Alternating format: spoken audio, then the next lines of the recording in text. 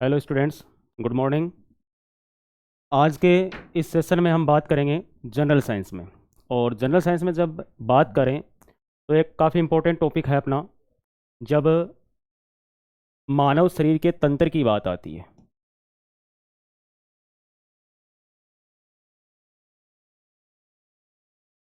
तो वहाँ पर हम बात करते हैं, एक छोटी सी बात अपनी आती है मानव शरीर के तंत्र।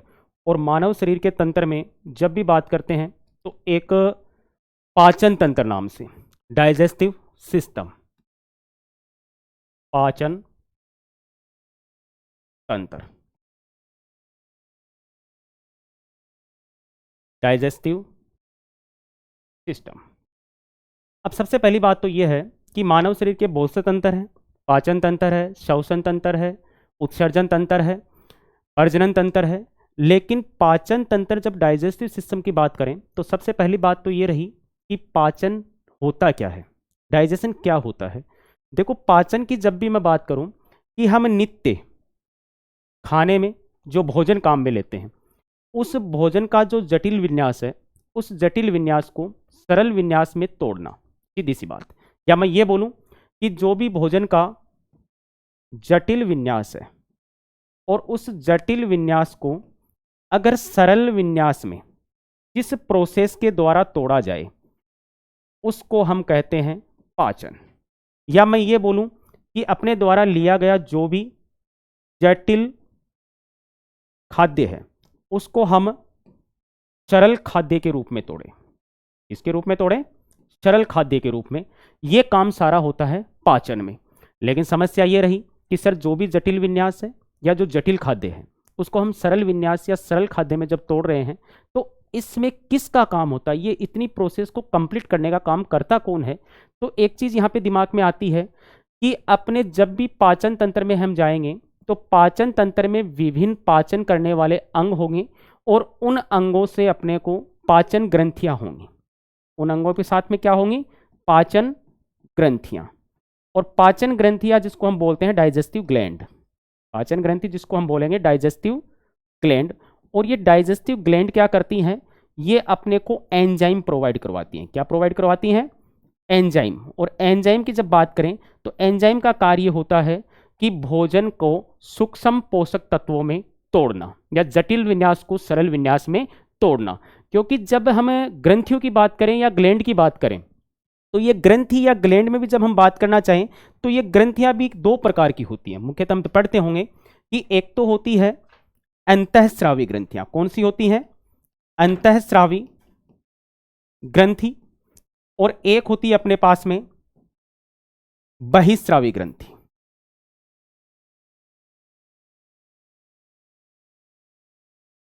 अंतःस्रावी और बहिस्रावी ग्रंथियां। मतलब अंतःस्रावी का मतलब एंडोक्राइन ग्लैंड, और बहिस्रावी का मतलब एक्सोक्राइन ग्लैंड।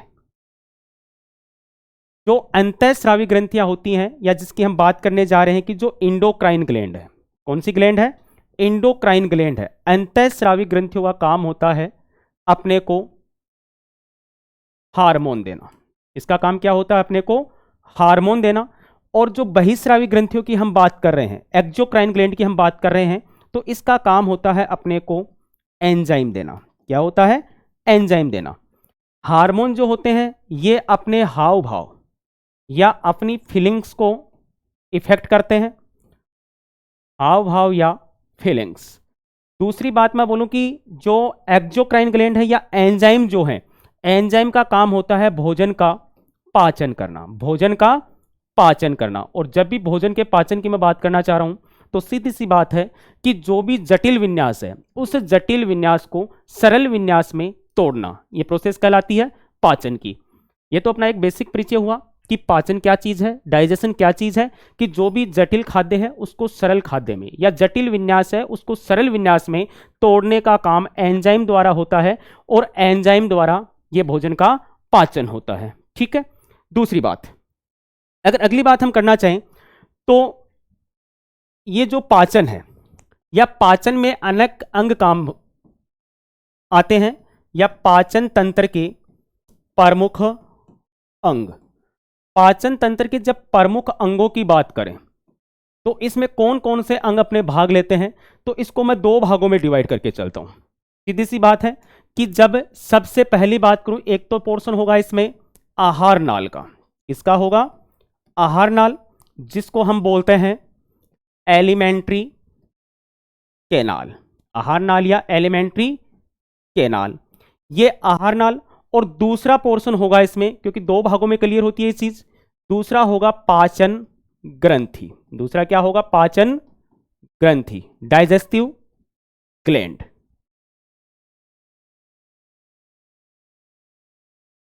या सीधी सी ये बात कर सकते हैं कि पाचन तंत्र में अपना जो भोजन है वो दो भागों से होकर गुजरता है। एक तो उसका जो मुख्य मार्ग होगा कि वो अलग अलग अंगों से जाएगा, एक अलग अलग अंगों में जो ग्रंथियां स्थित होंगी वो उसको अलग अलग हार्मोन प्रोवाइड कराने का काम करेंगी, अलग अलग एंजाइम प्रोवाइड कराने का काम करेगी। तो आहार नाल की जब बात करें तो ये आहार नाल है, इसकी लेंथ लगभग हम देखें तो ये होती है लगभग 9 मीटर। कितनी होती है? लगभग 9 मीटर लंबी होती है। और आहार नाल की जब बात करना चाहें तो इसका जो प्रारंभिक भाग है, सीधी सी बात मैं ये बोल सकता हूं कि जब हम मुख से भोजन लेते हैं और वो भोजन जब अपशिष्ट तक कन्वर्ट होता है तो वहां तक का जो पूरा मार्ग है उस पूरे मार्ग को हम आहार नाल के नाम से जानते हैं। या सीधी सी बात मैं ये भी बोल सकता हूं कि जैसे हम बेसिक से बात करें कि सबसे पहले भोजन अपना मुख गुहा में जाएगा, जिसको हम ओरल कैविटी कहते हैं। और मुख गुहा में जो भोजन गया उसके बाद वो अपने ग्रसनी, ग्रसनी के बाद ग्रास नली, फिर अमाशय, छोटी आंत, बड़ी आंत और लास्ट में मलाशय, तो जिसको रेक्टम कहते हैं। तो अपनी मुख गुहा या ओरल कैविटी से स्टार्ट होके अपने मलाशय या रेक्टम तक वो जिन जिन मार्ग से पहुंच रहा है वो सारा मार्ग किस नाम से जाना जाता है? आहार नाल के नाम से जाना जाता है। किस नाम से जाना जाता है? आहार नाल से। और आहार नाल के जब प्रारंभिक अंग की बात करें तो आहार नाल की जो स्टार्टिंग होती है वो अपनी मुख गुहा से होती है। कहां से होती है? मुख गुहा। और अपनी मुख गुहा है जिसको हम कहते हैं सर ओरल कैविटी। इसके नाम से जानते हैं? ओरल कैविटी के नाम से जानते हैं। मुख गुहा के बाद में भोजन आगे जाता है अपने ग्रसनी में। कहां जाता है? ग्रसनी में। दूसरी बात यह भी कर लेते हैं कि ग्रसनी का एक छोटा सा पार्ट स्पर्श होता है। बेसिक से बात की जाए तो ग्रसनी पाचन तंत्र का अंग नहीं है। अगर कई बार यह भी पूछ लिया जाए कि निम्न में से पाचन तंत्र का अंग नहीं है तो ग्रसनी बताओगे, क्योंकि ग्रसनी श्वसन तंत्र या रेस्पिरेटरी सिस्टम का मुख्य अंग है। ठीक है, तो ग्रसनी थोड़ा सा भाग स्पर्श होने के कारण इस आहार नाल में दूसरे भाग में किसको शामिल करूंगा? इसका दूसरा भाग है ग्रसनी। दूसरा भाग क्या है? ग्रसनी, जिसको हम फेरिंक्स कहते हैं। ग्रसनी के बाद में तीसरा भाग ग्रास नली। ये जो कंठ में छोटा सा भाग टच हुआ ये तो अपना ग्रसनी है, जहां टॉन्सिल वगैरह की हम बात करते हैं, कंठ छद की बात करते हैं। और इसके जो नीचे का भाग है ये अपनी कौन है? ग्रास नली। कौन है? ग्रास नली। या इसको हम बात करते हैं ईसोफेगस। किसकी बात करते हैं? ईसोफेगस, या इसको गुलेट के नाम से भी जानते हैं। ग्रास नली के बाद में ग्रास नली का काम है अपने बाएं भाग में, यहां पर अमाशय या स्टोमक या जिसको उदर या जिसको पेट हम कहते हैं, तो ये भोजन कहां जाएगा? ग्रास नली से। ग्रास नली से जाएगा अमाशय को। ग्रास नली से किसको जाएगा? अमाशय को, जिसको हम आम भाषा में उदर के नाम से भी जानते हैं, जिसको हम पेट भी कहते हैं, या इंग्लिश में हम इसको स्टोमक भी कहते हैं। इंग्लिश में हम इसको क्या कहते हैं? स्टोमक भी कहते हैं। दूसरी बात, अमाशय के बाद में भोजन जाएगा अपनी छोटी आंत को। अमाशय के बाद में भोजन किसको जाएगा? छोटी आंत को, जिसको हम बोलते हैं स्मॉल इंटेस्टाइन। जिसको हम क्या बोलते हैं? Small intestine. स्मॉल इंटेस्टाइन के बाद अपना भोजन किसको जाएगा? छोटी आंत के बाद में बड़ी आंत को। छोटी आंत के बाद में किसको जाएगा? बड़ी आंत, जिसको हम क्या बोलते हैं? Large intestine. Large intestine. और बड़ी आंत के अंदर अपने भोजन का पाचन कंप्लीट हो चुका होता है तो उसके बाद में अपना भोजन जाता है मलाशय। किसको जाता है? मलाशय, अपशिष्ट के रूप में, या जिसको हम कहते हैं रेक्टम। जिसको हम क्या कहते हैं? रेक्टम। तो अपने भोजन का ये पूरा मार्ग रहेगा। सबसे पहले अपना भोजन किस में रहेगा? मुख गुहा में, या अपनी आहार नाल की बात करें तो आहार नाल जो 9 मीटर लंबी लेंथ है उसका प्रारंभिक भाग कौन सा है, मुख गुहा, और उसका लास्ट एंड फाइनल भाग कौन सा है, मलाशय। या सबसे पहले मैं बोलूं कि भोजन मुख गुहा में, मुख गुहा के बाद में अपने कंठ छद या टॉन्सिल, ग्रसनी में, ग्रसनी के बाद ग्रास नली, ग्रास नली के बाद आमाशय, आमाशय के बाद छोटी आंत, बाद में बड़ी आंत, और लास्ट में मलाशय। ये पूरा का पूरा जो मार्ग है ये 9 मीटर लंबा मार्ग है। समझे मेरी बात को। दूसरी बात, अब अलग अलग जगह पे अलग अलग पाचन ग्रंथियां होंगी जो एंजाइम उपलब्ध करवाने का काम करती हैं, क्योंकि पाचन की क्रिया या रासायनिक संगठन या रासायनिक स्ट्रक्चर जो है उसमें चेंज कौन करेगी, ये तो एक मार्ग प्रोवाइड करवा रहे हैं, बाकी रासायनिक संगठन या उसको जटिल से सरल में कन्वर्ट करने का काम कौन करती है, पाचन ग्रंथियां, डाइजेस्टिव ग्लैंड। जैसे सबसे पहले भोजन कहां आया आपने, मुख गुहा में। कहां आया, मुख गुहा में। और अगर मुख गुहा की हम बात करना चाहें तो मुख गुहा में सबसे पहले बात आती है, जो ग्रंथि की बात करें कि मुख गुहा में कौन सी ग्रंथि या कौन से एंजाइम इसको मिलने वाले हैं, तो मुख गुहा में मुख में क्या होगी, लार बनती है, सलाइवा। और लगभग बात करते हैं कि एक स्वस्थ मानव में पर डे लगभग 1 से 1.5 लीटर लार फॉर्मेट होती है। 1 से 1.5 लीटर लार का निर्माण होता है, और वो लार का जो निर्माण या लार का जो सिक्रेशन होता है, उत्सर्जन होता है, वो लार ग्रंथि द्वारा होता है, सलाइवरी ग्लैंड। तो सबसे पहले मुख गुहा में अपने को मिलेगी, अभी हम इनको विस्तार से पढ़ने वाले हैं, अभी हम सिर्फ एक बेसिक बात देख रहे हैं। तो अपने मुख गुहा में कौन सी ग्रंथि होगी, लार ग्रंथि। कौन सी ग्रंथि होगी, लार ग्रंथि, जिसको हम बोलते हैं सलाइवरी ग्लैंड। कौन सी ग्लैंड, सलाइवरी ग्लैंड। दूसरी बात, मुख गुहा के बाद अपना भोजन कहां जाएगा, ग्रसनी में। ग्रसनी मैंने बता दिया कि ग्रसनी की अगर बात करना चाहें तो ये ग्रसनी अपने श्वसन तंत्र का मुख्य अंग है, रेस्पिरेटरी सिस्टम का मुख्य अंग है, न कि पाचन तंत्र का अंग है। लेकिन फिर भी बात आती है कि सर आपने यहां इसको क्यों लिखा, क्योंकि अपने भोजन के अंदर छोटा सा भाग इसका टच होता है या इससे होकर भोजन आगे की ओर जाता है। यहां पर कोई किसी प्रकार की ग्लैंड या ग्रंथि नहीं मिलने वाली। ग्रास नली, ग्रास नली का भी सिर्फ काम होता है भोजन में जो क्रमाकुंचन गति है, प्रिस्टेलेसिस मोशन है, या भोजन को धकेल के आगे आमाशय तक भेजने का काम है, सिर्फ इतना ही काम होता है ग्रास नली का। यहां पे कोई ग्रंथि नहीं होती। अगली बात हम करें, आमाशय में जाएं, आमाशय के बाद में हम छोटी आंत में जाएं, तो यहां पर छोटी आंत में जाते ही छोटी आंत के एक तरफ अपने को मिलेगा यकृत। क्या मिलेगा, यकृत। और यकृत में स्थित ग्रंथि कौन सी होगी, यकृत ग्रंथि, जिसको हम बोलते हैं लीवर, या इसको हम बोलते हैं हिपेटिक ग्लैंड। क्या बोलते हैं, हिपेटिक या लीवर ग्लैंड के नाम से जानते हैं। और दूसरी तरफ जो छोटी आंत के होगी वो होगी अग्नाशय ग्रंथि। कौन सी ग्रंथि, अग्नाशय ग्रंथि, जिसको पैनक्रिएटिक ग्लैंड भी हम कहते हैं। क्या कहते हैं, पैनक्रिएटिक ग्लैंड। ये अपना छोटा छोटा परिचय था कि अपना जो भोजन ले रहे हैं, सीधी सी बात है, पाचन क्या है, पाचन का मतलब भोजन का जो भी जटिल विन्यास है उसको सरल विन्यास में कन्वर्ट करना, या जो जटिल खाद्य है उसको सरल खाद्य में कन्वर्ट करना। दूसरी बात, सर ये कन्वर्ट कैसे होगा, कन्वर्ट सबसे पहले मुख गुहा से ग्रहण किया जाएगा, फिर ये भोजन मुख में जो भी ग्रंथियां होंगी, जो भी एंजाइम मिलेंगे, जो क्रिया होगी वो संपन्न होगी।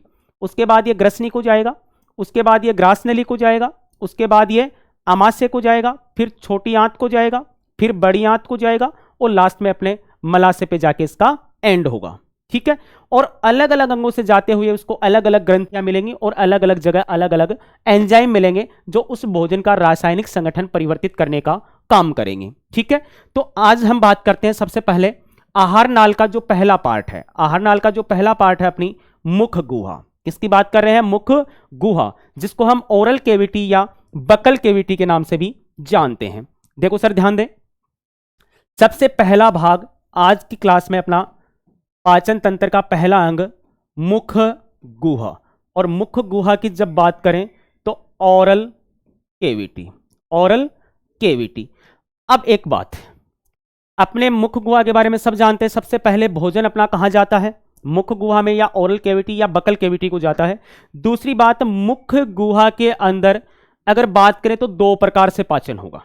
कितने प्रकार का पाचन होगा, 2 प्रकार का पाचन। अब 2 प्रकार के पाचन का मतलब मैं ये बोल दूं सीधा सीधा कि सर एक तो होगा भौतिक पाचन। कौन सा पाचन होगा, भौतिक, या भौतिक का मतलब मैं ये बोल दूं इसको यांत्रिक, भौतिक का मतलब है यांत्रिक पाचन, और दूसरा मैं बोलूं कि रासायनिक पाचन। दूसरा कौन सा होगा? रासायनिक पाचन। अब जब भौतिक पाचन की बात करें, भौतिक पाचन का मतलब फिजिकली डाइजेशन, और जब रासायनिक की बात करूं तो मैं बोलूं केमिकल डाइजेशन। ठीक है, समस्या यह रही कि सर दो प्रकार का पाचन कैसे होगा? देखो, भौतिक या यांत्रिक या फिजिकल या मैकेनिकल डाइजेशन की बात करें तो इसका मतलब होगा इसमें कुछ भौतिक क्रिया होगी, और भौतिक क्रिया की जब बात करें या कुछ यांत्रिक क्रिया होगी, या भौतिक या यांत्रिक क्रिया की जब हम बात करें तो अपने मुख गुहा के अंदर कौन होते हैं? एक तो सर होता है दांत, जो टीथ, और एक होती है जीभ, टंग्यू। इसका काम क्या होता है? भौतिक पाचन करना। रासायनिक पाचन की बात करें तो अपने मुख में क्या होगी? लार। क्या होगी? लार या सैलाइवा। और जब लार या सैलाइवा की बात करें तो मैं बोल सकता हूं कि लगभग 1.5 लीटर पर डे अपने मुख में लार ग्रंथि द्वारा लार का उत्सर्जन होता है, लार ग्रंथि द्वारा लार का उत्सर्जन होता है। दूसरी बात, अब लार ग्रंथि के अंदर जो एंजाइम होंगे, लार ग्रंथि में क्या होंगे? एंजाइम होंगे, और ये एंजाइम क्या करेंगे? रासायनिक पाचन करेंगे। क्या करेंगे? रासायनिक पाचन करेंगे। ठीक है, तो सबसे पहले हम बात करेंगे मुख गुहा, और मुख गुहा में भौतिक और रासायनिक पाचन। अब सबसे पहले बात जब आ जाए कि जब भौतिक पाचन की बात आ रही है कि भौतिक पाचन, ये तो कंफर्म हुआ कि भौतिक पाचन अपने दांत द्वारा होता है। किसके द्वारा होता है? दांत और जीभ द्वारा होता है। लेकिन जब दांत की बात करें तो दांत भी अपने प्रकार के आधार पर देखें, एक तो सीधी सीधी बात है कि जो दंत विज्ञान का अध्ययन है, साइंस में जो दंत विज्ञान का अध्ययन या टीथ साइंस की जो स्टडी है उसको हम किस नाम से जानते हैं? तो उसको हम ओडोंटोलॉजी कहते हैं। क्या कहते हैं? ओडोंटोलॉजी, या दंत विज्ञान का अध्ययन किस नाम से जाना जाता है? ओडोंटोलॉजी के नाम से जाना जाता है। दूसरी बात यह आती है कि अपने दांतों या मानव शरीर का सबसे कठोर पदार्थ, मानव शरीर का सबसे कठोर पदार्थ, कई बार यह भी पूछा जाता है कि मानव शरीर का सबसे कठोर पदार्थ क्या होता है, तो इसमें हम बात करते हैं कि दांतों पर चढ़ी इनेमल की परत, दांतों पर चढ़ी इनेमल की परत। ध्यान दें, ये इनेमल क्या होता है? देखो, आपने देखा होगा कि अपने दांतों पर एक बहुत स्मूथ सी और चिकनी एक व्हाइट कलर की लेयर है जिसको हम बोलते हैं इनेमल। क्या बोलते हैं? इनेमल। ये अपने मानव शरीर का सबसे कठोर पदार्थ है। अगर मानव शरीर का कठोर पदार्थ पूछे तो दांतों पर चढ़ी ये चिकनी परत जिसको इनेमल कहते हैं। और अगर बात आ जाए कि पूरी प्रकृति का सबसे कठोर पदार्थ है तो हम बात करते हैं हीरा या डायमंड की बात करते हैं। इस चीज पे विशेष ध्यान देंगे। प्रकृति का सबसे कठोर पदार्थ हीरा, और मानव शरीर का सबसे कठोर पदार्थ दांतों पर चढ़ी इनेमल की परत। क्लियर है? दूसरी बात हम करें, अगर दांतों की बात करें तो दांतों के अगर प्रकार में बात करें, दांतों के प्रकार में या दांत के प्रकार, तो दांत को हम दो भागों में डिवाइड करते हैं। कितने भागों में डिवाइड करते हैं? दो भागों में।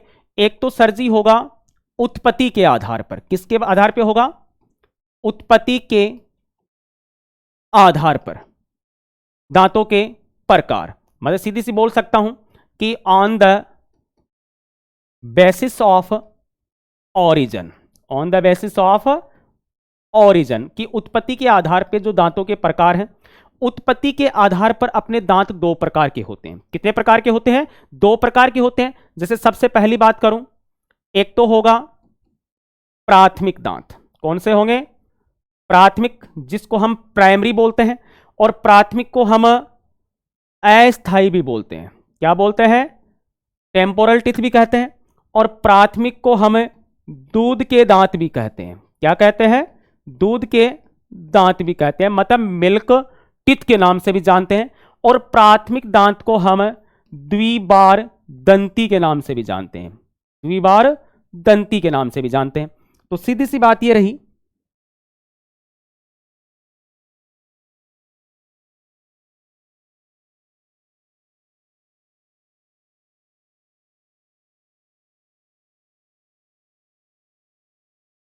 तो इसको हम द्विबार दंती के नाम से जानते हैं।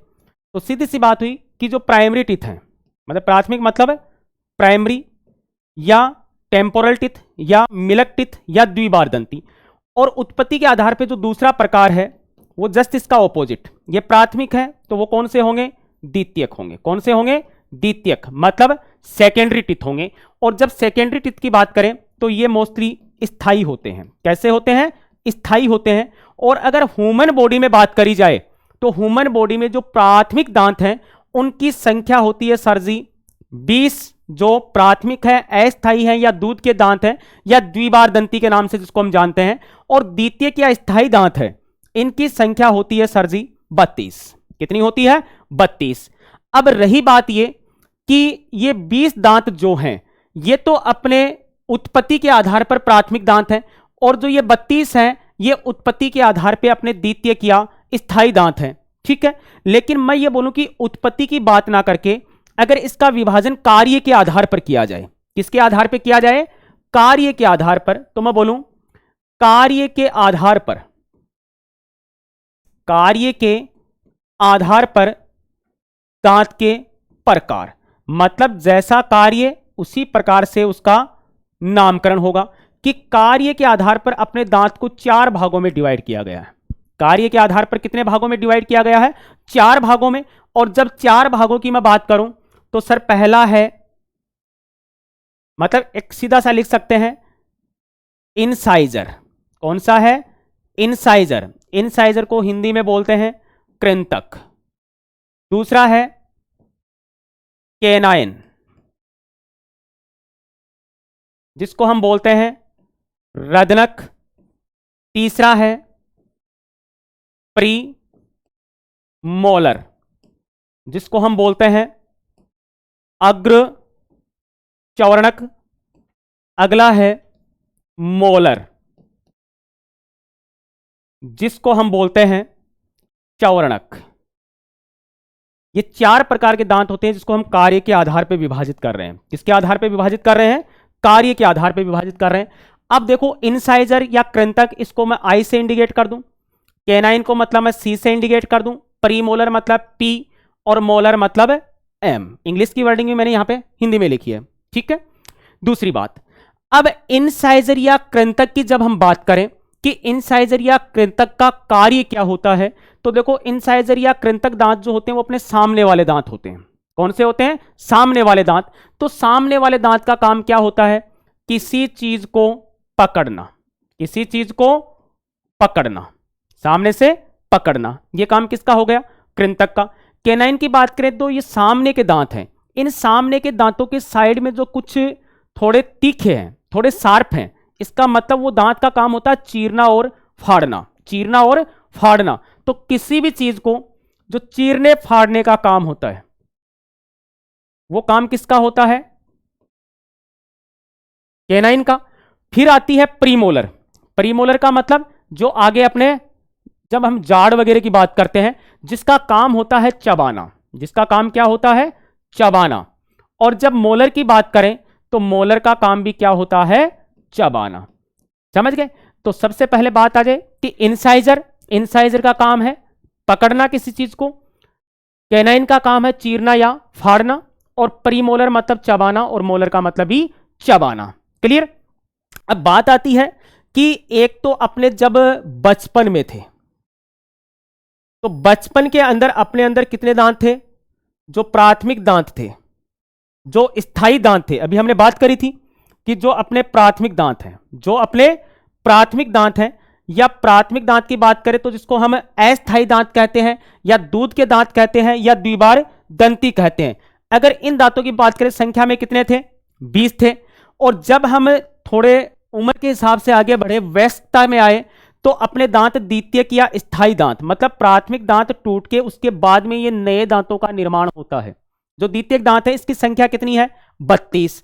अब रही बात कि ये बचपन में 20 थे और जब वयस्क हुए तो इसकी संख्या कितनी हो गई अपने अंदर? 32 हो गई। लेकिन बात तो यह है कि जब बचपन में थे तो अपने अंदर ये तो दांतों की उत्पत्ति के आधार पे थे, जब बचपन में थे तो 20 थे और वयस्क में आ गए तो 32 हो गए। ये तो उत्पत्ति के आधार पर, जैसे जैसे आगे बढ़ते गए वैसे वैसे दांतों की ये संख्या में बढ़ोतरी हुई। लेकिन बात यह रही कि बचपन में जो 20 दांत थे उनमें इंसाइजर कितने थे, केनाइन कितने थे, प्रीमोलर कितने थे और मोलर कितने थे, कृंतक, रदनक, अग्रचौरणक और चौरणक की संख्या उस 20 में क्या क्या थी।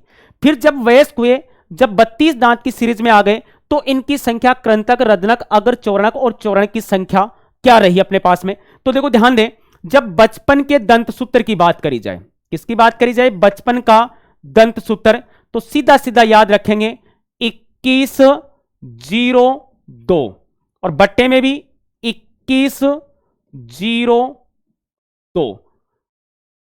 कौन सा है पहला? इंसाइजर आई, दूसरा C, premolar P, molar M. Incisor 2 ऊपर 2 नीचे, मतलब ये सामने वाले जो दांत हैं 2 ऊपर 2 नीचे। एक साइड की बात कर रहा हूं फिलहाल। इस पूरे फॉर्मूला को या पूरे सूत्र को किससे मल्टीप्लाई करेंगे? 2 से मल्टीप्लाई करेंगे तो अपने टोटल दांत की संख्या आ जाएगी। तो सीधी सी बात है, अगर एक साइड की बात करूंगा तो एक साइड की बात का मतलब 2 ऊपर 2 नीचे, तो 2 इधर भी होंगे फिर, ठीक है, तो इसको 2 से मल्टीप्लाई करना है। तो इंसाइजर 2 ऊपर 2 नीचे, केनाइन 1 ऊपर 1 नीचे, प्रीमोलर होते नहीं और मोलर 2 ऊपर 2 नीचे। अपने को सीधा सीधा याद रखना है 2102, ठीक है। और ये जो दंत हैं वो एक साइड के होंगे, समझ गए? 2 से मल्टीप्लाई करते ही दोनों साइड के आ जाएंगे। जैसे बात कर लें, 2 और 2 4, 2 6, 6 4 10। एक साइड में जब 10 हो गए तो जब दोनों साइड की बात करेंगे तो कितने आ जाएंगे? टोटल 20 आ जाएंगे, ठीक है। तो जो अस्थायी दांत हैं या जब प्राथमिक दांत हैं तो जो 20 होते हैं उनमें इंसाइजर की संख्या, केनाइन की संख्या, प्रीमोलर की संख्या और मोलर की संख्या, इसको याद रखने के लिए सीधा याद रखेंगे 2102, ठीक है। और अगर यही वयस्क का हम दंत सूत्र देखना चाहें कि वयस्क में जो दंत सूत्र है वो क्या होगा, तो वयस्क में सीधी सी बात है टोटल दांत कितने होते हैं? 32। लेकिन इन 32 में अगर बात करना चाहें कि 32 में वही दांतों के प्रकार आई, सी, पी, एम, इसमें आपने 2102 लिखा और इसमें आपको याद रखना है 2123। 2123 कैसे देखो? ऊपर नीचे लिखोगे 2123 और मल्टीप्लाई 2, क्योंकि ये जो दंत हैं ये एक साइड के होंगे और वो जो दंत होंगे वो दूसरी साइड के होंगे। जैसे बात करें 2 2 4 6 4 10, 10 और 6 16। एक साइड में जब 16 होंगे तो दूसरी साइड में मिला के 32। तो सीधी सी बात है कि अपना जो बचपन का दंत सूत्र है वो 2102 और जो वयस्क में जो दंत सूत्र होगा वो 2123। इस चीज को याद रखेंगे, ठीक है। दूसरी बात, अब जब दांतों के प्रकार की बात हम कर रहे थे तो उत्पत्ति के आधार पर 2 प्रकार, प्राथमिक और द्वितीयक। प्राथमिक जो अस्थायी होते हैं, जो बचपन में अपने आते हैं, उसके टूटने के बाद में कुछ नए दांत और आते हैं जो द्वितीयक हो जाते हैं, ठीक है। प्राथमिक की संख्या 20 होती है और द्वितीयक की संख्या 32 होती है। कार्य के आधार पर देखा जाए, टाइप्स ऑफ वर्क, अगर वर्क के बेसिस पे इसकी बात करी जाए तो इंसाइजर, कैनाइन, प्रीमोलर और मोलर। तो उत्पत्ति के आधार पे 2 प्रकार की और कार्य के आधार पे 4 प्रकार की। और जब चारों प्रकार की बात करें तो ये 4 प्रकार हैं। और स्थायी अस्थायी में बात करें तो चारों दंतों का सूत्र ये होगा और स्थायी में बात करें तो चारों दंत का सूत्र ये होगा, ठीक है। अगली बात अगर हम करना चाहें कि जब अपनी बात हुई थी कि जो मुख गुहा है, मुख गुहा में जो भौतिक पाचन है, भौतिक पाचन का काम कौन करते हैं? अपने दांत और अपनी जीभ करती है। इसके अंदर हमने दांतों का प्राथमिक और द्वितीयक और इंसाइजर, कैनाइन, प्रीमोलर और मोलर के बारे में बात करी। अब अगली बात हम छोटी सी करते हैं जीभ के बारे में। देखो जीभ की जब भी बात करें कि जो जीभ है, जीभ का काम क्या होता है मुख में?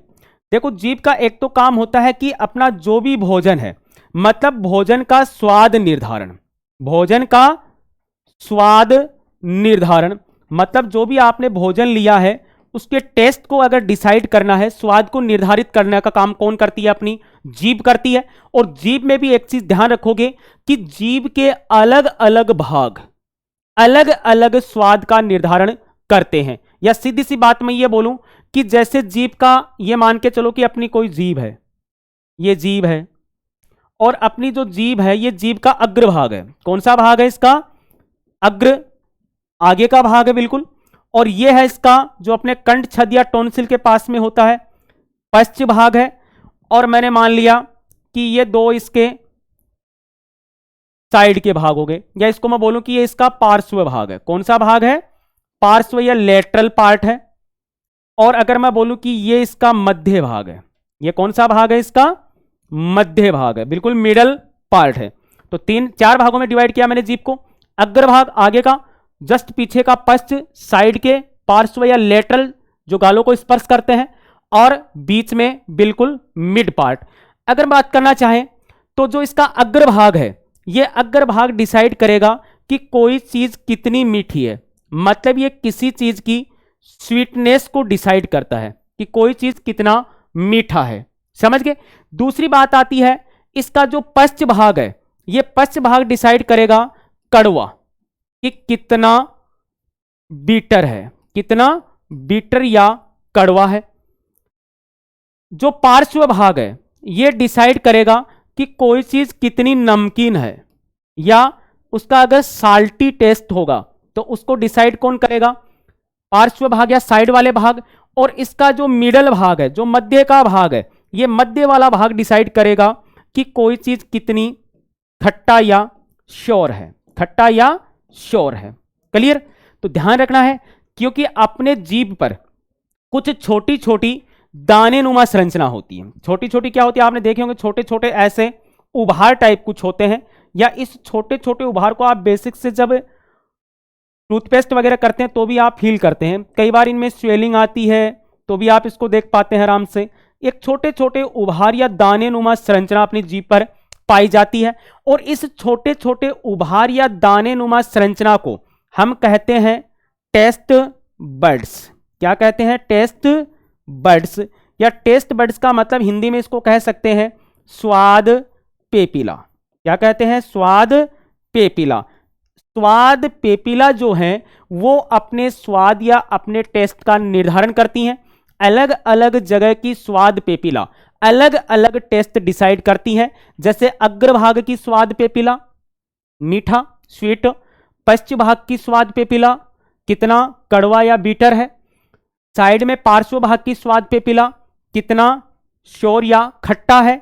और जो साइड का भाग है उसकी स्वाद पेपीला कितना नमकीन या साल्टी है। तो इस प्रकार अलग अलग भाग की माना जाता है कि एक स्वस्थ व्यक्ति के जीभ में लगभग 9000 टेस्ट बड्स होती हैं, लगभग 9000 स्वाद पेपीला होती हैं जो उस टेस्ट का निर्धारण करती हैं। ठीक है? तो एक बात तो यह हुई अपनी कि जब भी हम मुख गुहा में बात कर रहे थे कि अपनी मुख गुहा या ओरल कैविटी में जो पाचन होगा वो दो प्रकार का होगा। एक तो होगा भौतिक या यांत्रिक पाचन, जिसमें अपने दांत भाग लेंगे। दांतों के मैंने प्रकार की बात करी, और उत्पत्ति के आधार पर और कार्य के आधार पर। दूसरा मैंने जीभ की बात करी। जीभ का काम होता है अपने टेस्ट को डिसाइड करना। एक भोजन जो होता है उस भोजन को लार में मिक्स करने का काम, भोजन को लार में मिक्स करने का काम भी किसका होता है? अपनी जीभ का होता है। तो इसका मतलब ये जो फिजिकल एक्टिविटी होनी थी, दांतों द्वारा उसको कुतरना, चीरना, फाड़ना, चबाना, ये सारा काम फिजिकल एक्टिविटी में हुआ।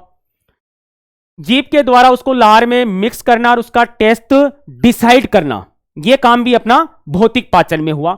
दूसरी पाचन की प्रोसेस आती है मुख के अंदर, रासायनिक पाचन। कौन सा आता है? रासायनिक पाचन। देखो, जब भी हम रासायनिक पाचन की बात करें कि अपनी मुख गुहा में जो रासायनिक पाचन होगा, दूसरे नंबर पे कौन होगा? रासायनिक पाचन। तो जब भी हम रासायनिक पाचन की बात करें या केमिकल डाइजेशन की बात करें, तो रासायनिक पाचन का मतलब रासायनिक संगठन में कुछ परिवर्तन करना। और रासायनिक संगठन में कुछ परिवर्तन करने का मतलब बात आती है सीधी सी अपने ग्रंथियों की।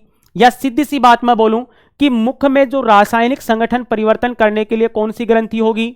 लार ग्रंथि होगी। कौन सी ग्रंथि होगी? लार ग्रंथि होगी।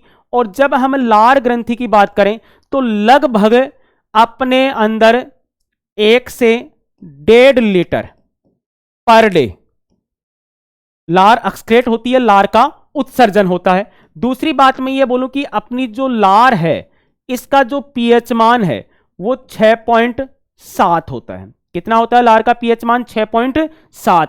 6.7 का मतलब मैं सीधा सीधा बोल सकता हूं कि अगर पीएच का मान 7 से कम है तो इसका मतलब वो एसिडिक मीडियम होगा, अम्लीय माध्यम होगा, और अगर 7 से ज्यादा है तो वो बेसेज होंगे या क्षार होंगे। समझ गए मेरी बात? लेकिन 6.7 है तो मैं बोल सकता हूं कि अम्लीय तो है लेकिन अम्ल की मात्रा बहुत कम है, क्योंकि 7 से जितना जितना कम आएगा अम्लीयता उतना ही ज्यादा स्ट्रॉन्ग होता चला जाएगा, उतना ही प्रबल होता चला जाएगा। तो ये कोई दुर्बल मीडियम है, सीधी सी बात ये मान के चले, क्योंकि 7 के थोड़ा नजदीक ही है। दूसरी बात मैं ये बोलूं, अपनी लार ग्रंथि द्वारा लार में जो एंजाइम होते हैं, तो लार में 3 प्रकार के एंजाइम होते हैं। कितने प्रकार के मोस्टली एंजाइम पढ़ते हैं हम? 3 प्रकार के एंजाइम जो मुख्यतः हम पढ़े जाते हैं कि एंजाइम पहला होगा, एक होता है लार में टाइलिन। कौन सा होता है? टाइलिन। दूसरे की बात करें तो दूसरा होता है माल्टेज। अगली बात करें तो अगला होता है लाइसोजाइम।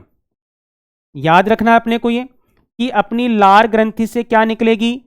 लार निकलेगी, और लार लगभग 1 से 1.5 लीटर पर डे निकलती है। और उस लार ग्रंथि से निकलने वाली लार में कौन से enzyme? Ptyalin, maltase, lysozyme. Ptyalin, maltase, lysozyme. दूसरी बात हम ये करना चाहें कि जो टाइलिन है, टाइलिन का कार्य क्या होगा? देखो एक चीज तो और ध्यान रखेंगे कि अपने मुख गुहा में होने वाले रासायनिक पाचन में, क्योंकि जो भी आप भोजन ले रहे हैं उस भोजन में अगर भोजन के पोषक तत्वों की बात करें, फूड न्यूट्रिशन की बात करें, तो भोजन के पोषक तत्वों में कार्बोहाइड्रेट होती है, प्रोटीन होती है, वसा होती है। समझ गए? लेकिन अपने मुख गुहा में सिर्फ कार्बोहाइड्रेट का पाचन होगा। इसका पाचन होगा कार्बोहाइड्रेट। कार्बोहाइड्रेट मतलब जैसे हम बात कर सकते हैं कि मंड है या स्टार्च है, मंड है या स्टार्च का पाचन होगा। समझ गए मेरी बात को? कार्बोहाइड्रेट किसको कह सकते हैं भाई? जिसमें सीधी सी बात हम ये बोल सकते हैं कि जिसमें कार्बन होगा, हाइड्रोजन होगी, ऑक्सीजन होगा, लेकिन हाइड्रोजन और ऑक्सीजन का जो रेशियो है, हाइड्रोजन और ऑक्सीजन का जो रेशियो है वो बिल्कुल निश्चित होता है, बिल्कुल निश्चित होता है। और जितनी भी जो शर्करा होती है, जितनी भी जो शुगर के पार्ट या शर्करा के पार्ट आते हैं वो सारे किस में आते हैं? कार्बोहाइड्रेट में आते हैं। किस में आते हैं? कार्बोहाइड्रेट में। जैसे ग्लूकोज है, फ्रक्टोज है, लैक्टोज है, सुक्रोज है, ग्लेक्टोज है, तो ये सारे शुगर है, सारी शर्करा है। जितनी भी शर्करा है प्रत्येक शर्करा को हम कार्बोहाइड्रेट कह सकते हैं। दूसरी बात, कार्बोहाइड्रेट मंड या स्टार्च की बात करें तो टाइलिन का काम क्या होता है? क्योंकि मुख गुहा में किसका पाचन होगा? सिर्फ कार्बोहाइड्रेट का पाचन होगा। भोजन में जाने वाले प्रोटीन, भोजन में जाने वाली वसा का पाचन मुख गुहा में नहीं होता। पहली बात, मुख गुहा में केवल और केवल कार्बोहाइड्रेट का पाचन होता है। क्लियर?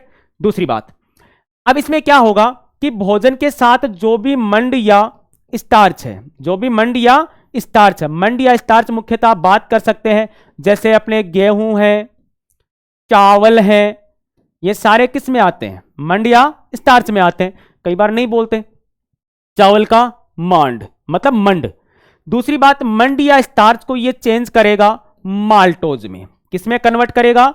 माल्टोज में। ये चीज अपने को याद रखनी है कि टाइलिन एंजाइम जो है उसका कार्य क्या होगा?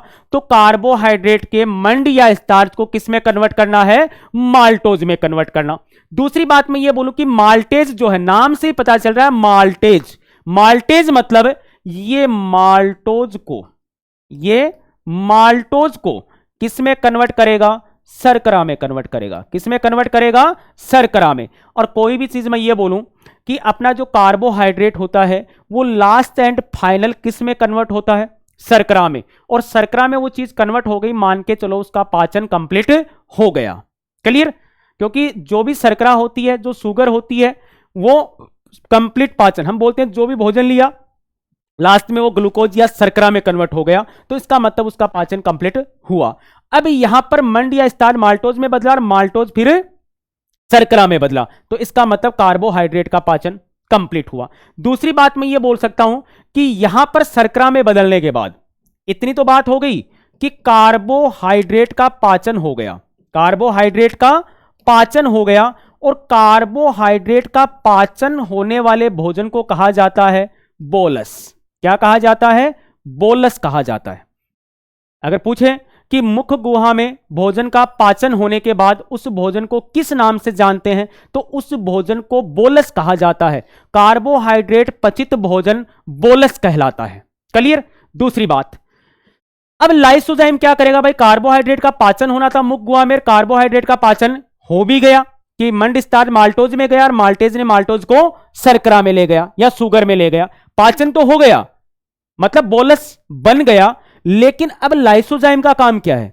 लाइसोजाइम का काम क्या है कि जो भी हानिकारक जीवाणु या कोई इंजीरियस बैक्टीरिया, अगर हानिकारक जीवाणु या मैं ये बोलूं कि जो भी अपने इंजीरियस बैक्टीरिया हैं या अपने भोजन के साथ कोई ऐसे बैक्टीरिया घुस गए हैं कि जो अपने लिए हानिकारक है या खतरनाक है, तो अगर वो बैक्टीरिया, अभी तो मुख गुहा में गए हैं, बाद में वो ग्रसनी को जाएंगे, फिर वो ग्रास नली को जाएंगे, फिर अपने अमाशय को जाएंगे, फिर आंत में जाएंगे, इन्फेक्शन फैलाएंगे, एक बीमारी पैदा करेंगे, तो क्यों ना उन सारे बैक्टीरिया को पहले से ही खत्म करने वाला कोई एंजाइम अगर होगा तो उनको वहीं पे मार गिराएगा, आगे जाने से उनको रोक पाएगा।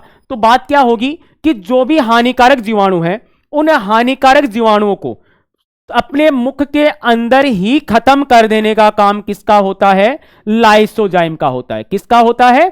लाइसोजाइम का। तो ध्यान देंगे, रासायनिक पाचन में मुख में भौतिक पाचन दांत और जीभ, मुख में रासायनिक पाचन अपनी लार ग्रंथि, और लार ग्रंथि में उपस्थित एंजाइम, और एंजाइम की बात करें तो टाइलिन, माल्टेज, लाइसोजाइम। जब टाइलिन की बात करें तो टाइलिन का मतलब जो भी आप कार्बोहाइड्रेट ले रहे हैं या जो भी मंड या स्टार्च के रूप में भोजन ले रहे हैं, उसको आप माल्टोज में कन्वर्ट करेंगे। समझ गए? और जब माल्टेज की बात आए तो जो माल्टोज गया उसको किस में कन्वर्ट कर दिया? शर्करा में, मतलब कार्बोहाइड्रेट का पाचन हो गया। और कार्बोहाइड्रेट का पाचन होने के बाद जो भोजन है उसको क्या कहा जाता है? बोलस कहा जाता है। क्या कहा जाता है? बोलस। और बचा लाइसोजाइम, तो लाइसोजाइम का काम होगा कि भोजन के साथ जो भी हानिकारक जीवाणु या जो इंजीरियस बैक्टीरिया है, मतलब सड़ा गला बासी भोजन अगर आप लेते हैं तो उसमें बैक्टीरिया पैदा हो जाती हैं, तो जो बैक्टीरिया हैं उन बैक्टीरिया को मुख के अंदर ही खत्म करने का काम कौन करता है? लाइसोजाइम करता है। कौन करता है? लाइसोजाइम। तो ये अपनी बात हुई रासायनिक पाचन की। अपनी बात मुख गुहा पे चल रही थी, और मुख गुहा में जब हम बात कर रहे थे तो मुख गुहा में सीधी सी बात थी कि मुख गुहा में जो पाचन होगा वो दो प्रकार से होगा। एक भौतिक पाचन जो दांत और जीभ के द्वारा होगा, दूसरा मैंने बताया रासायनिक पाचन जो किसके द्वारा होगा? लार ग्रंथि के द्वारा होगा। ठीक है? भौतिक पाचन दांत और जीभ, रासायनिक पाचन लार ग्रंथि, और लार ग्रंथि में भी एंजाइम कौन से? टाइलिन, माल्टेज और लाइसोजाइम। क्लियर? दूसरी बात करता हूं मैं ग्रसनी की। दूसरी बात किसकी कर रहे हैं? ग्रसनी। देखो, ग्रसनी को हम ज्यादा डीपली यहां पे नहीं देखेंगे। जब ग्रसनी की बात करते हैं तो एक चीज तो अपने को यह ध्यान रखनी है कि यह श्वसन तंत्र का या रेस्पिरेटरी सिस्टम, इसकी बात कर रहा हूं, श्वसन तंत्र या रेस्पिरेटरी सिस्टम का मुख्य अंग है। रेस्पिरेटरी सिस्टम का मुख्य अंग है।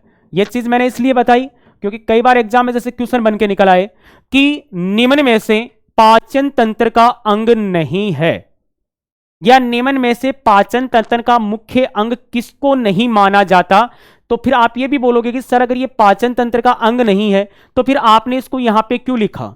इसको मैंने इसलिए लिखा, अपने मुख गुहा के बाद जो अपने टॉन्सिल है या कंठ छद है, यहां तक का छोटा सा भाग जो है वो ग्रसनी से होके भोजन का जाता है। समझ गए मेरी बात को? तो हमने ग्रसनी को लिखा। बाकी ग्रसनी पाचन तंत्र का अंग नहीं है, ग्रसनी किसका अंग है?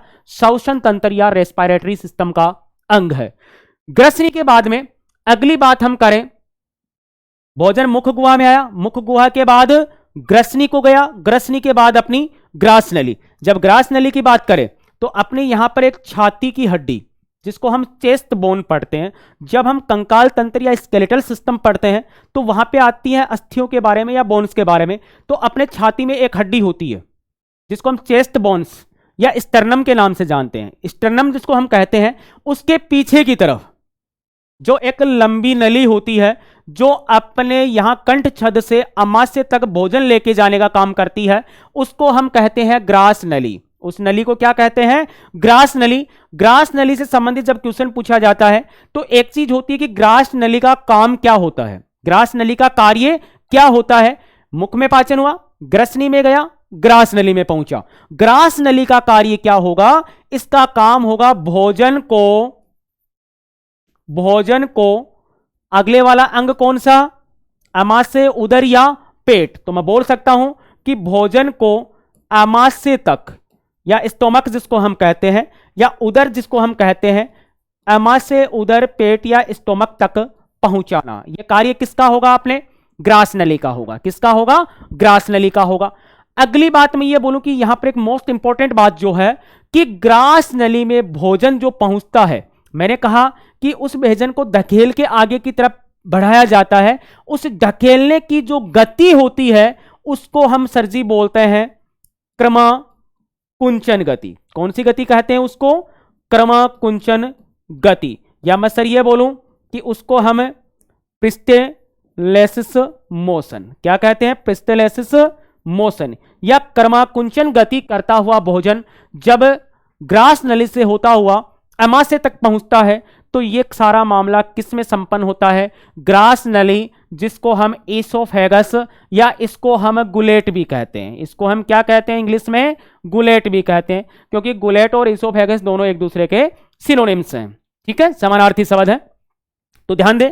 तो भोजन मुख गुहा, मुख गुहा से ग्रसनी, ग्रसनी के बाद ग्रास नली, और ग्रास नली में जो क्रमाकुंचन गति हुई, प्रिस्टेलेसिस मोशन हुई, उसके द्वारा भोजन कहां तक पहुंच गया? अपने बाएं ओर स्थित अमाशय, स्टोमक, उदर या पेट तक पहुंच गया। क्लियर? अगली बात करते हैं हम अमाशय की। किसकी बात करते हैं? अमाशय की।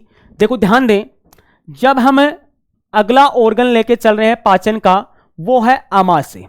कौन सा है? अमाशय, जिसको हम आम भाषा में बोलते हैं उदर, या इसको हम बोलते हैं पेट, या इसको हम बोलते हैं स्टोमक, या इसको हम क्या बोलते हैं? स्टोमक। देखो अमाशय, उदर, पेट या स्टोमक की जब बात करना चाहें तो सबसे पहली बात तो यह आती है कि अमाशय क्या होगा? अमाशय क्या होगा? तो मैं बोलूं कि ये एक छोटी सी जे शेप की एक स्ट्रक्चर होती है। किस शेप की स्ट्रक्चर होती है? एक जे शेप की स्ट्रक्चर होती है, और इस जे शेप की स्ट्रक्चर 3 भागों में बंटी होती है। कितने भागों में बंटी होती है? ये 3 भागों में बंटी होती है। इसका जो पहला भाग है जिसको हम बोलते हैं कार्डियम, दूसरा भाग जो है इसको हम बोलते हैं फंडिस, और तीसरा जो भाग है इसको हम बोलते हैं पाइलोरिक। कौन सा भाग बोलते हैं? पाइलोरिक, या इसको हम जठर भाग भी बोलते हैं। क्या बोलते हैं? जठर भाग। कार्डियम, फंडिस, पाइलोरिक, या पाइलोरिक मीन्स जठर भाग। अगली बात, अब देखो ये जो कार्डियम भाग है, कौन सा भाग है? पहला भाग जो कार्डियम की हम बात कर रहे हैं, इस कार्डियम में अगर बात करें तो कार्डियम की जो सतह है, इस सतह पर छोटी छोटी कोशिका या सेल होती हैं। छोटी छोटी कोशिका या सेल होती हैं, और इन छोटी छोटी कोशिकाओं को हम बोलते हैं ऑक्जेंटिक कोशिका। कौन सी कोशिका बोलते हैं? याद रखेंगे कि अमाशय की सतह पर उसके कार्डियम भाग में उपस्थित कोशिका या सेल कौन सी होती है? ऑक्जेंटिक सेल होती हैं, ऑक्जेंटिक कोशिका होती हैं। और ये ऑक्जेंटिक कोशिका जो है ये हाइड्रोक्लोरिक अम्ल, हम बोलते हैं ना HCl, HCl मतलब है हाइड्रोक्लोरिक, HCl मतलब हाइड्रोक्लोरिक अम्ल का उत्सर्जन करती हैं। दूसरी बात मैं ये बोलूं, ये हाइड्रोक्लोरिक अम्ल का उत्सर्जन, तभी तो हमने देखा होगा कि पूरे पाचन तंत्र में अगर अम्ल या एसिड की बात करी जाए तो वो कौन सा एसिड होगा? हाइड्रोक्लोरिक, जिसको हम किस नाम से जानते हैं? नमक का तेजाब। किस नाम से जानते हैं? नमक का तेजाब। या इसको हम किस नाम से जानते हैं? पाचन अम्ल के नाम से भी जानते हैं। या हम इसको किस नाम से जानते हैं? इसको हम अमाशय का अम्ल भी कहते हैं। क्या कहते हैं? अमाशय का अम्ल भी कहते हैं, क्योंकि ये अमाशय में स्थित होता है, इसका पाचन में योगदान होता है, तो पाचन अम्ल हो गया। और नमक का तेजाब इसलिए कहते हैं क्योंकि जब भी नमक का या साल्ट का प्रोडक्शन होता है तो जो पानी होता है उस पानी में जो लवणीय जल या साल्टी वाटर जिसको हम कहते हैं, या खारा पानी जिसको हम कहते हैं, उसमें कैल्शियम और मैग्नीशियम की अशुद्धियां होती हैं। किसकी अशुद्धियां होती हैं? कैल्शियम और मैग्नीशियम की। तो जो भी खारा पानी है, खारे पानी को क्यारियां बना के एकत्रित किया जाता है। उससे जैसे ही सूर्य का प्रकाश मिलेगा तो पानी तो क्या हो जाएगा? वेपोराइज या वाष्पित हो जाएगा, और नीचे उसके पेंदे में क्या जम गया? एक नमक और कैल्शियम मैग्नीशियम की अशुद्धि, क्योंकि अशुद्धियां कभी भी वेपोराइज या वाष्पित नहीं होती। अब नमक NaCl में कैल्शियम और मैग्नीशियम की इंप्योरिटी या अशुद्धियां फैली हुई हैं, तो इन इंप्योरिटी या अशुद्धियों को हम इस नमक से पृथक करें, तो मैं बोलूं कि कैल्शियम मैग्नीशियम का पृथक्करण या इस नमक से इन अशुद्धियों को दूर करने के लिए अपने किसकी रिक्वायर होती है? हाइड्रोक्लोरिक अम्ल की। तो इसका मतलब बोल सकते हैं कि साधारण नमक से कैल्शियम मैग्नीशियम को पृथक करने में या नमक के शुद्धिकरण में हाइड्रोक्लोरिक का यूज होता है। इसी कारण से हम इस हाइड्रोक्लोरिक अम्ल को क्या कहते हैं? नमक का तेजाब। पाचन में काम आता है, पाचन का एसिड है। अमाशय में होता है तो अमाशय का अम्ल भी इसको कह सकते हैं। क्लियर? दूसरी बात, पाचन में क्या योगदान होगा? ऑक्जेंटिक सेल हाइड्रोक्लोरिक अम्ल का उत्सर्जन करेगी, और ये ऑक्जेंटिक कोशिका जो हाइड्रोक्लोरिक अम्ल है, ये हाइड्रोक्लोरिक अम्ल का काम क्या होगा? पहली बात तो ये भोजन का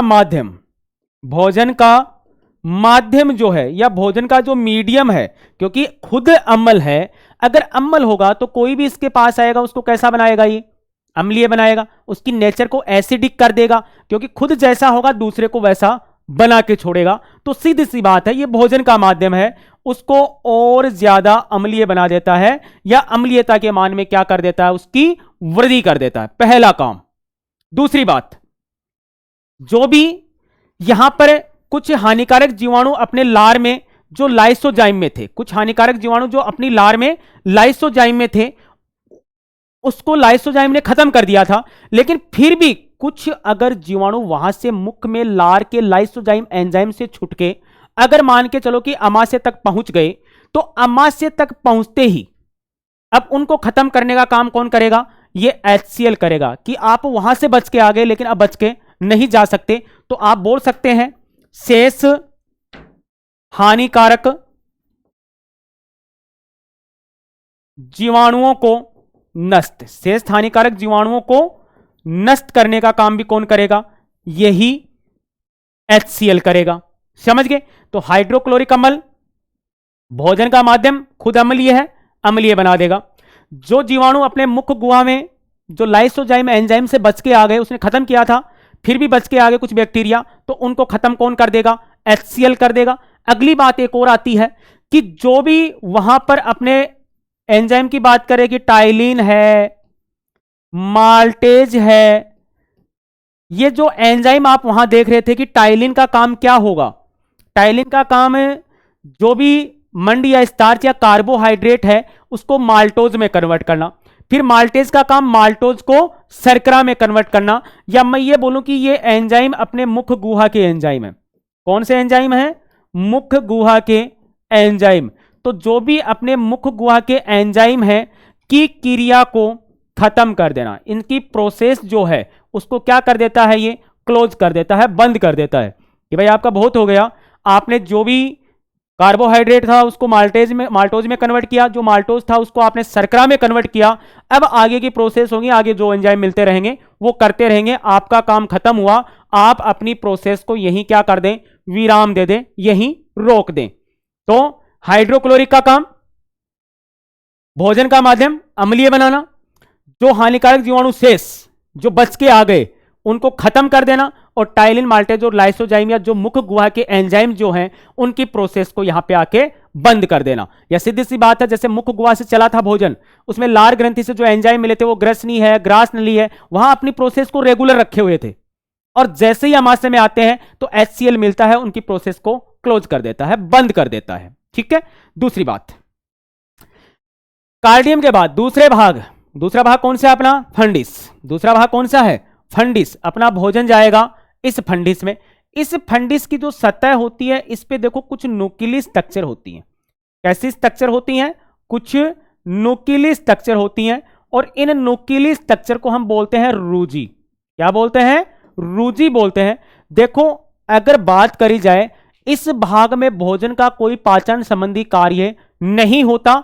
इस भाग में जो भी जैसे भोजन यहां से आएगा यहां गिरेगा, यह भोजन लगभग 4 घंटे तक इस भाग में स्टोर होके रहता है, इस भाग में भंडारित होके रहता है। या मैं ये बोलूं कि भोजन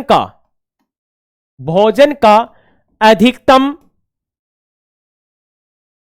समय के लिए ठहराव, और वो समय क्या है? लगभग 4 घंटे। तो भोजन का अधिकतम समय के लिए जो ठहराव होगा या जो रुकाव की क्रिया होगी वो इसी भाग में होती है, लगभग 4 घंटे तक। इसका मतलब बात ये होती है कि जैसे ही अपने अमाशय के फंडिस में 4 घंटे तक भोजन रुका हुआ है, तब तक अपने को कोई भूख वगैरह की फीलिंग नहीं आती। जैसे ही 4 घंटे बाद भोजन इसको छोड़ के किस में जाएगा? जठर भाग में जाएगा, आगे की ओर खिसकेगा, तो ये जो खाली हो गया ये भाग, इसमें पहले भोजन पड़ा हुआ था 4 घंटे तक, ये खाली हो गया तो ये न्यूक्लियस स्ट्रक्चर क्या होगी? चुभना स्टार्ट हो जाएगी। क्या स्टार्ट हो जाएगा? चुभना स्टार्ट हो जाएगी। तो अपने को एक भूख की फीलिंग आने लगती है कि मुझे भूख लगी है। तो सीधी सी बात है, भोजन करने के लगभग 4 घंटे तक अपने कोई भूख की फीलिंग नहीं आती, क्योंकि उस भाग में भोजन पड़ा हुआ है, तो ये न्यूक्लियस स्ट्रक्चर आपस में एक दूसरे पे चुभती नहीं है। और जैसे ही भोजन 4 घंटे के बाद आगे की ओर निकलता है, तो ये एक दूसरे पर आपस में चुभना स्टार्ट कर देती हैं, और इस चुभने के कारण ही हम क्या कहते हैं कि अपने को भूख का एहसास हुआ है। अगला भाग है पाइलोरिक या जठर भाग। देखो, इस पाइलोरिक भाग में, इस जठर भाग में जठर ग्रंथि होती है। कौन सी ग्रंथि होती है? जठर भाग, नाम से पता चल रहा है इसमें कौन सी ग्रंथि होगी? जठर ग्रंथि या जठर भाग। जठर ग्रंथि का मतलब गैस्ट्रिक ग्लैंड। जठर ग्रंथि का मतलब गैस्ट्रिक ग्लैंड। और ये जठर ग्रंथि या गैस्ट्रिक ग्लैंड जो होती है, ग्रंथि है, इसका मतलब क्या देगी? एंजाइम देगी। भाई, ग्रंथि है, इसका मतलब क्या देगी? एंजाइम देगी। क्योंकि मैंने कहा था कि हर अंग से भोजन गुजरेगा, तो वहां पे हर अंग में जो भी ग्रंथि होगी वो एंजाइम प्रोवाइड कराने का काम करती है। समझ गए? और ये जठर ग्रंथि जो है ये एंजाइम देने का काम करती है, और इसके पास जो एंजाइम होते हैं, देखो आगे की बात करते हैं। जो भी जठर भाग है, तीसरा भाग कौन सा था? जठर भाग, या इसको हम बोलते हैं पाइलोरिक भाग। जठर भाग या पाइलोरिक भाग। और इस पाइलोरिक या जठर भाग में कौन सी ग्रंथि होगी? जठर ग्रंथि, या जिसको हम पाइलोरिक ग्रंथि भी कहते हैं। जठर ग्रंथि या पाइलोरिक ग्रंथि भी कहते हैं, या गैस्ट्रिक ग्लैंड के नाम से जानते हैं। किसके नाम से जानते हैं? Gastric gland. इस ग्रंथि के पास 2 प्रकार के एंजाइम माने जाते हैं मुख्यतः। एक तो सर्जी होगा पेप्सिन, और एक होगा रेनिन। एक पेप्सिन और दूसरा रेनिन। देखो काम क्या होता है। पेप्सिन, पै से पता चल गया कि अमाशय के इस भाग में प्रोटीन का पाचन होगा। या सीधी सी बात मैं बोलूं कि अमाशय के अंदर भोजन का किसका पाचन होता है? प्रोटीन का पाचन होता है। किसका पाचन होता है? प्रोटीन का पाचन। क्योंकि कार्बोहाइड्रेट का पाचन मुख गुहा में, प्रोटीन का पाचन अमाशय में। और ये जो पेप्सिन है, इसका काम होता है सर जी, ये प्रोटीन को पेप्टॉन्स में बदलता है। प्रोटीन को किस में बदलता है? पेप्टॉन्स में। और रेनिन का काम होता है कि जो केसिन, आपने एक प्रोटीन का नाम सुना होगा, केसिन। केसिन क्या होती है जी? केसीन होती है दूध की प्रोटीन। किसकी प्रोटीन होती है? दूध की प्रोटीन। या कई बार हम ये भी बोलते हैं कि दूध का सफेद रंग, दूध का श्वेत या सफेद रंग किसकी वजह से होता है? केसीन की वजह से होता है। कई बार हम ये बोलते हैं कि जैसे गाय का दूध है तो दूध का पीला रंग, कैसा रंग? पीला रंग। ये किसकी वजह से होता है? ये कैरोटीन की वजह से होता है। किसकी वजह से होता है? कैरोटीन की वजह से होता है। तो ये जो केसीन है, इसका मतलब पता चल गया ये दूध की प्रोटीन है। इस केसीन को ये कैल्शियम पैराकेसिनेट, केसीन को कैल्शियम पैरा केसीनेट में कन्वर्ट करने का काम करता है। या मैं ये बोलूं, ये केसीन जो है ये किसकी प्रोटीन? दूध की प्रोटीन। किसकी प्रोटीन? दूध की प्रोटीन। और इस दूध की प्रोटीन को कैल्शियम पैराकेसिनेट मतलब किस में कन्वर्ट कर दिया? इसने दही में कन्वर्ट कर दिया। किस में कन्वर्ट कर दिया? दही में कन्वर्ट कर दिया। तो दूध को दही में कन्वर्ट करने का काम किसका होता है? रेनिन का होता है, जो कहां पे होता है? अमाशय में होता है। तो एक बात और निकली यहां से कि अमाशय के पहला भाग कार्डियम हाइड्रोक्लोरिक अम्ल का काम, दूसरा फंडिस जहां पे भोजन स्टोर होता है, कोई क्रिया प्रोसेस नहीं होती, तीसरा पाइलोरिक या जठर भाग में जठर ग्रंथि होती है। दो एंजाइम मुख्य पढ़े, पेप्सिन और रेनिन। पेप्सिन का काम प्रोटीन को पेप्टोन्स में बदलना। इसका मतलब यहां प्रोटीन का मामला चल रहा है, तो इस भाग में किसका पाचन होगा? प्रोटीन का पाचन होगा। किसका पाचन होगा? प्रोटीन का। ये प्रोटीन को पेप्टोन्स में बदलता है और ये केसिन जो दूध की प्रोटीन है इसको कैल्शियम पैरापेसिनेट या दही में बदलता है। कई बार आप नोट किया होगा कि कई बड़े बुजुर्ग आदमी होते हैं, अगर वो कई बार डॉक्टर साहब के पास जाते हैं कि साहब मुझे दूध लेता हूं और दूध हजम नहीं होता, मतलब दूध पीता हूं दूध वापस गिर जाता है, हजम नहीं हो रहा, तो डॉक्टर साहब क्या बोलते हैं कि भैया आप दूध लेना बंद कर दें, आप डायरेक्ट दही ले लें, क्योंकि आपके शरीर के अंदर दूध को दही में कन्वर्ट करने वाले एंजाइम की न्यूनता आ गई है, अर्थात रेनिन का सिक्रेशन सही से या प्रॉपर नहीं हो पा रहा। तो आप डायरेक्ट दही ले लें, क्योंकि अंदर जाके भी जो आपके द्वारा लिया गया दूध है कन्वर्ट किस में होगा? दही में होगा। तो डायरेक्ट दही क्यों ना ले लेते? क्लियर है? अगली बात, अब यहां पर एक बात और निकल के आ रही है कि प्रोटीन का पाचन अपने जठर भाग में होता है, तो इसका मतलब यहां पे प्रोटीन का पाचन होने वाले भोजन को बोलते हैं काइम। क्या बोलते हैं? काइम। अपने मुख में किसका पाचन हुआ? कार्बोहाइड्रेट। कार्बोहाइड्रेट का पाचन होने वाले भोजन को क्या कहा? बोलस। अमाशय में किसका पाचन हुआ? प्रोटीन। प्रोटीन का पाचन होने के बाद भोजन को क्या कहा हमने? काइम कहा। क्या कहा? काइम कहा। बाकी मैटर हम नेक्स्ट क्लास में बात करते हैं। यहां तक मामला सफिशिएंट। ठीक है, धन्यवाद।